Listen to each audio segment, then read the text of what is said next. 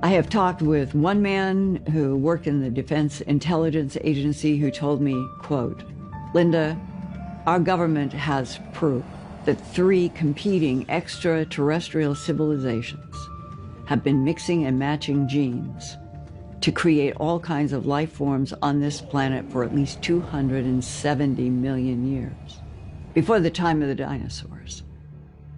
And there is something about that that has always made sense to me when you match up what people have said and the stories that are in books.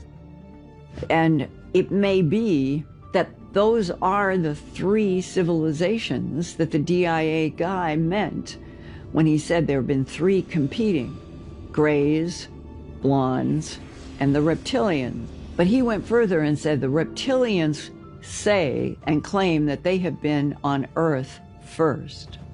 Sort of like the Garden of Eden story. And they resent the coming of the blondes and the grays, and that the 3 had been at each other's throats over this planet because it is an extraordinary planet, that it is really more like a laboratory. Well, if the grays showed up, let's say they're 3rd here, maybe they were late to this party, and they end up somehow stumbling into this Earth situation where the reptiles have already been here. The blonde Nordics are newcomers to the planet.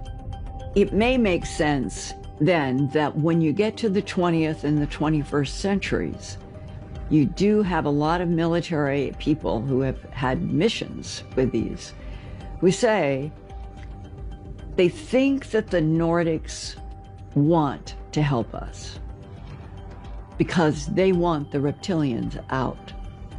The grays, they think, may want to help us in a friendly way because they want to stay on a planet that they can cohabit with and survive.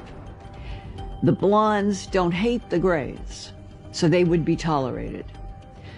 But the blondes and the reptilians hate each other and want to annihilate, leaving the grays as a kind of strange neutral ground between the 2.